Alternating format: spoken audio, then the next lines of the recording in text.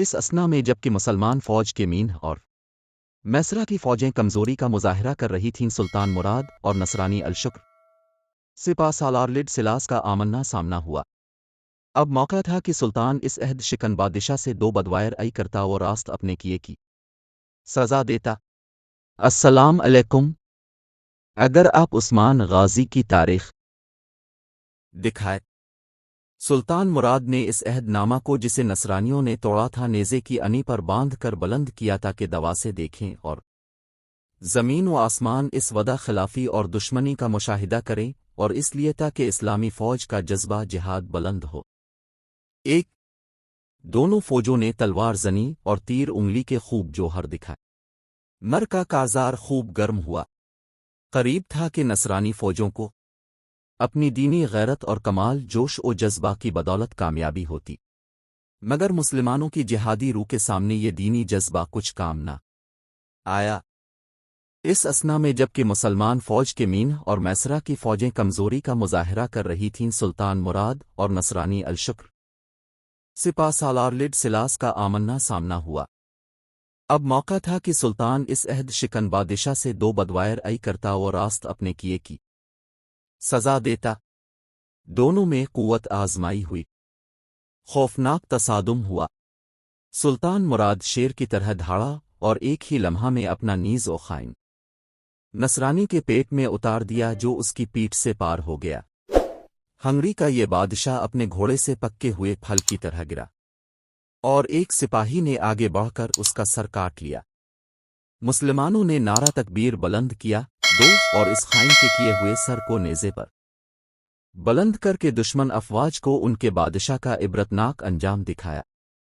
مسلمان سپاہیوں میں سے ایک سپاہی بلند آواز سے پکارا، ایکا فرو، یہ ہے تمہارے بادشاہ کا سر۔ اس منظر نے دشمن فوج کو سراسیما کر دیا۔ نصرانیوں کے حوصلے پست ہو گئے۔ اسی اثنا میں مسلم افواج نے یکبارگی بڑے زور کا حملہ کیا، جس نے ان کی جمعیت کو پارا پارا کر دیا اور انہیں شکست فاش دے کر بھاگنے پر مجبور کر دیا۔ نصرانی لشکر پیٹ پھیر کر بھاگا اور ان پر اس قدر خوف طاری ہوا کہ وہ ایک دوسرے کو دھکیلتے چلے گئے۔ سلطان نے اس کامیابی پر اکتفا کیا اور اپنے دشمن کا تعاقب نہ کیا۔ بے شک یہ بہت بڑی کامیابی تھی۔ 3 یہ مرکہ کو سوا کے میدانی علاقوں میں 17 اکتوبر 852 ہے 1448 کو شروع ہوا اور 3 دن تک رہا، اور بالآخر عثمانیوں کی شاندار کامیابی کے ساتھ ختم ہو گیا۔ اس جنگ نے ہنگری کو کم از کم 10 سال کی مدت کے لیے ان سلطنتوں کی فہرست سے خارج کر دیا جو عثمانیوں کے خلاف جنگی کارروائیوں کے قابل تھیں۔ 4 سلطان نے اپنی زاہدانہ زندگی ترک نہ کی، دوبارہ سلطنت سے دستبردار ہو کر مغنیسیہ میں عزلت نشین ہو گیا اور تمام امور جہاں بانی اپنے بیٹے محمد کے سپرد کر دیے، جس طرح کے ایک شیر شکار کرنے کے بعد اپنی کچھار میں واپس چلا جاتا ہے۔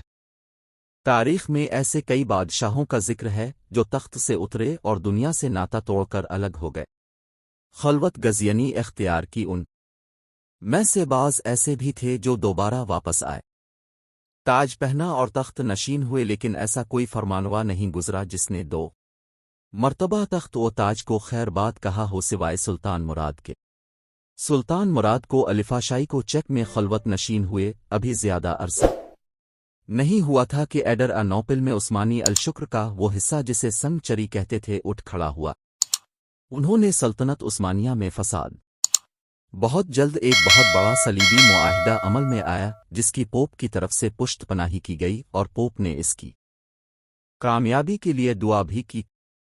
اس معاہدہ کا مقصد پورے یورپ سے عثمانیوں کو نکال باہر کرنا تھا۔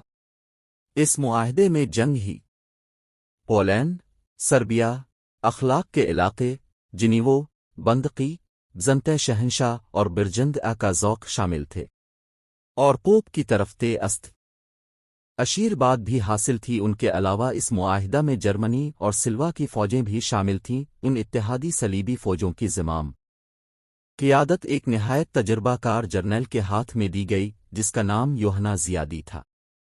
بنیادی صلیبی بری فوجوں کی قیادت کرتے ہوئے آگے بڑھا اور جنوب کی طرف دام سے گزرتے ہوئے عثمانیوں پر دھاوا بول دیا۔ 846 ہے 1442 میں عثمانی فوجوں کو پے در پہ 2 شکستوں کا سامنا کرنا پڑا۔ عثمانیوں نے مجبور الف صلح کی پیشکش کی اور 30 دن میں مثال کے لیے صلح کا معاہدہ لکھ دیا۔ یہ معاہدہ جولائی 848 1444 کوٹل میں آیا۔ عثمانی فرمانوا حسب معاہدہ سربیا سے دستبردار ہو گیا اور اس پر جارج با انکوفتش کی حکومت تسلیم کر لی۔ اسی طرح سلطان مراد نے اخلاق ہنگریوں کے حوالے کر دیا اور اپنی بیٹی کے شوہر محمود علمی کو 60,000 ڈوقیے کی رقم دے کر رہا کروایا، جو عثمانی لشکر کا کمانڈر ان چیف تھا۔ یہ معاہدہ عثمانیہ اور انگری 2 زبانوں میں لکھا گیا۔ لادے سلاسی کے بادشاہ نے انجیل کی قسم کھائی اور سلطان مراد نے قرآن کریم کی قسم کھائی کہ وہ شروط معاہدہ کی پابندی کریں گے اور پوری ذمہ داری کا ثبوت دیں گے۔ مراد جب اپنی یوپی دشمنوں سے معاہدہ کر چکا تو انازول کی طرف پلٹا۔ اسی اثنا میں اسے اپنے بیٹے ملا اشاریہ کی موت کی خبر پہنچی۔ اسے اپنے بنے کی جدائی کا بڑا صدمہ ہوا اور دل دنیا سے اچاٹ ہو گیا۔ اپنے بیٹے محمد کو زمام اقتدار دے تخت سے الگ ہو گیا اور ملکی معاملات سے کنارہ کشی اختیار کر لی۔ محمد کی عمر صرف 14 برس تھی۔ صغرسنی کی وجہ سے والد نے سلطنت کے خیر خواہ تجربہ کار اصحابرے لوگوں کی ایک ٹیم اس کے ساتھ کر دی کہ وہ ہر معاملہ میں بادشاہ کی معاونت کریں اور اپنے مشوروں سے اس کی رہنمائی کرے۔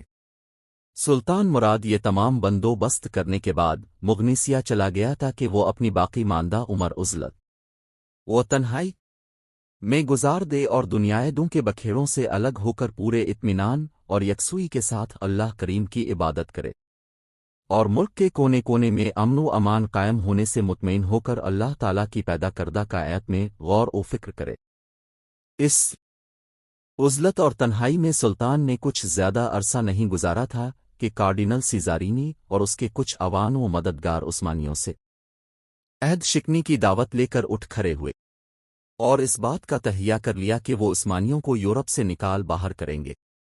دوسری وجوہات کے علاوہ اس جسارت کی وجہ یہ بھی تھی کہ سلطان مراد نے تخت و تاج اپنے ایک 9 عمر بچے کے سپردال کر دیا تھا۔ نے کوئی تجربہ نہیں تھا اور یورپی فوج اسے کسی خاطر میں نہیں لاتی تھی۔ عہد شکنی کی یہ رائے پوپ اوجین کی شیطانی سوچ کا نتیجہ تھی۔